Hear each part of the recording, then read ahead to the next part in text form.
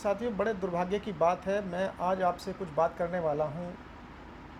देश का जो जुडिशल सिस्टम है, उसके बारे में मैं कुछ बातें करना चाहता हूँ।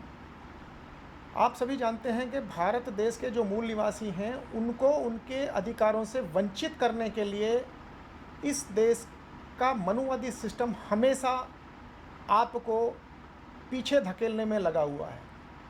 मैं जुडिशरी के बारे में जो बात करने जा रहा हूँ, उसको समझने की ज़रूरत है। देखिए, सबसे पहले देश में जो सबसे पहले मूल निवासी एक चीफ जस्टिस ऑफ इंडिया बने, मैं बात कर रहा हूँ के.जी. बालाकृष्णन जी की। जब के.जी. बालाकृष्णन जी इस देश में चीफ जस्टिस बने देश में, तो जैसे ही उनका रिटायरमेंट का टाइम आया, तो इस देश के कुछ मनुवादी वकीलों ने, जो सुप्रीम कोर्ट में वकालत करते थे, उनके खिलाफ एक मूवमेंट चलाया कि जी इनके पास में आय से अधिक संपत्ति है, इनकी संपत्ति की जांच की जाए। और वो एक इनकी सोची समझी नीति थी, क्योंकि उसके तुरंत बाद, उनके रिटायरमेंट के कुछ महीने के बाद में देश में राष्ट्रपति का चयन होने वाला था। ऐसी अच्छी छवि के रिटायर्ड चीफ जस्टिस को कोई राष्ट्रपति के लिए प्रपोज ना कर दे, इसलिए पहले से ही उनके खिलाफ ये प्रोपेगेंडा चलाया गया। आप सभी जानते हैं, उनका नाम किसी ने राष्ट्रपति के लिए प्रपोज नहीं किया और वो राष्ट्रपति नहीं भी बने। मगर ये बात तब हुई कि जब वो चीफ जस्टिस थे। अब बातें आती हैं आगे। मैं आगे बात करना चाहता हूँ जस्टिस पी.डी. दीनाकरन जी की। पी.डी. दीनाकरन जी सुप्रीम कोर्ट आने वाले थे, मगर उनको सुप्रीम कोर्ट ना ला करके हिमाचल भेजा गया, हिमाचल का चीफ जस्टिस बनाया गया और वहीं से उनको रिटायर कर दिया गया। उन्हें ऐसे कंपेल किया गया कि उन्हें रिटायरमेंट लेना पड़ा। उन्होंने रिटायरमेंट ले लिया। अगर वो सुप्रीम कोर्ट आते, तो देश में जो आज से पहले चीफ जस्टिस रिटायर हुए हैं, खन्ना साहब से पहले, वो शायद चीफ जस्टिस नहीं बन पाते। पी.डी. दीनाकरन जी का इतना कार्यकाल यहाँ पे होता और उससे पहले ही ये हमारे जो उनसे पहले चीफ जस्टिस गए हैं, वो शायद नहीं बन पाते। दूसरे, मैं एक जस्टिस की बात करता हूँ, सी.एस. कार्नन। सी.एस. कार्नन को जस्टिस रहते हुए इन्होंने जेल भेजा। चौथे पायदान पर आते हैं एक और चीफ जस्टिस, मध्य प्रदेश के चीफ जस्टिस मिस्टर सुरेश कैत जी। सुरेश कैत जी को सुप्रीम कोर्ट लाया जा सकता था, जबकि सुप्रीम कोर्ट में 3 वैकेंसी इस समय पे हैं और जिस समय तीसरी वैकेंसी 24 मई को फॉल हुई और उससे पहले 2 वैकेंसी ऑलरेडी सुप्रीम कोर्ट के अंदर थी।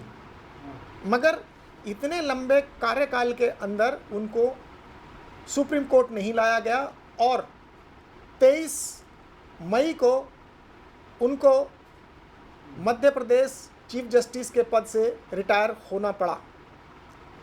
ये ऐसा क्यों हुआ? ऐसा इसलिए हुआ कि सबको मालूम था कि सुरेश कैत जी सुप्रीम कोर्ट आ सकते हैं, मगर आपको ध्यान होगा, दिसंबर में जब छुट्टियां चल रही थी, जुडिशरी की छुट्टियां चलती हैं दिसंबर के महीने में पूरे देश के अंदर, वो छुट्टी काट रहे थे, तो इस देश के अंदर एक प्रोपेगेंडा चलाया गया कि जी सुरेश कुमार कैत जी ने अपने घर से हनुमान का मंदिर तोड़ दिया, जबकि वहाँ पे मंदिर कोई था ही नहीं।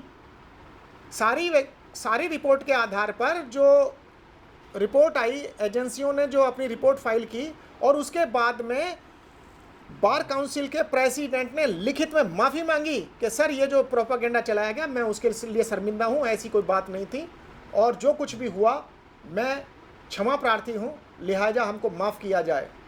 मगर काम तो हो गया, जो उनकी छवि को धूमिल करना था वो धूमिल कर दिया गया। उसके बाद में कई सारे और प्रोपेगेंडा चलाए गए। मैं आपको बता दूं कि देश में जयपुर के अंदर मनु की स्मृति हाई कोर्ट में लगाई हुई है, मनु की स्टैचू लगाई हुई है। जस्टिस सुरेश कैत जी ने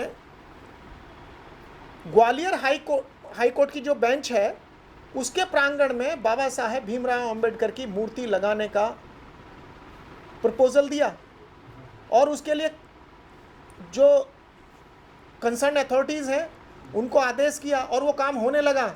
मगर वहाँ के बैठे हुए बार में बैठे हुए कुछ मनुवादी सोच के लोगों ने उसमें ऑब्जेक्शन किया और बहुत ज़्यादा हो हल्ला किया, और उस हो हल्ला होने की वजह से जस्टिस कैत को सुप्रीम कोर्ट नहीं आने दिया गया। तीसरी बात सुप्रीम कोर्ट में भी आती है कि जो यहाँ पर एक बैठा हुआ जज था विक्रमनाथ, वो छुट्टी पर चला गया। जैसे ही CJI साहब बदले वो छुट्टी पर चले गए ताकि कॉलेजियम की मीटिंग ना हो और कॉलेजियम पूरा ना हो। तो कैद साहब को इस बीच में कॉलेजियम नहीं हो पाया क्योंकि जब ये चीफ जस्टिस बनकर के आए मिस्टर गवाई, तो विक्रमनाथ जी छुट्टी पर चले गए, और छुट्टी पर जाने के बाद क्योंकि वो कॉलेजियम के मेंबर थे, इस वजह से कॉलेजियम नहीं हो पाया, और कॉलेजियम ना होने की वजह से 23 मई को वो रिटायर हो गए। तो ये बड़ा दुर्भाग्य है जब आप लोगों के मूल निवासी लोग अगर जुडिशरी में नहीं होंगे तो मूल निवासियों को न्याय नहीं मिलेगा। दूसरी तरफ मैं एक बात बताना चाहता हूँ, देखिए एक जस्टिस के घर में आग लगी, जले हुए नोट पाए गए, उसको कहा गया भाई तुम त्याग पत्र दे दो, उन्होंने मना कर दिया कि जी मैं त्याग पत्र नहीं दूंगा। सुप्रीम कोर्ट के जज साहब ने कह दिया कि भाई तुम त्याग पत्र दे दो, तुम्हारी इंक्वायरी मतलब तुम्हारे आरोप जो है तुम पर लगे हुए हैं, मगर उसके बावजूद भी देखिए उनकी धृष्टता देखिए, वो तैयार नहीं है। और एक जज हैं, महिला जज हैं, उनके यहाँ पे 5,000 करोड़ रुपए प्राप्त हुए हैं। 500 करोड़ तो बताया जा रहा है, वो तो प्रोपागेंडा है कि 500 करोड़ मात्र प्राप्त हुए हैं। 5,000 करोड़ रुपए प्राप्त हुए एक डील में उनके पास में। मगर इस देश के अंदर जो मूल निवासियों के अधिकारों के खिलाफ कार्य हो रहा है उसके ऊपर कोई बात नहीं होती। जो बातें मूल निवासियों के खिलाफ होती हैं उनके ऊपर खूब चर्चा होती है, जो बातें मनुवादियों के फ़ायदे की होती हैं उन पर खूब चर्चा होती हैं और उनको खूब प्रोपेगेंडा उनका फैलाया जाता है। और देश की जो मीडिया है वो भी इससे अछूती नहीं है। देश की मीडिया भी एक देशद्रोह का काम कर रही है, वो अपने कार्य को ठीक से संचालित नहीं कर रही है। मेरी आपसे सभी से अपील है कि इस सारे मूवमेंट में आप सभी सजग रहें और देश के अंदर इस करप्ट जुडिशरी के खिलाफ एक आंदोलन चलाया जाए। मेरी आप सभी से ऐसी अपील है। धन्यवाद।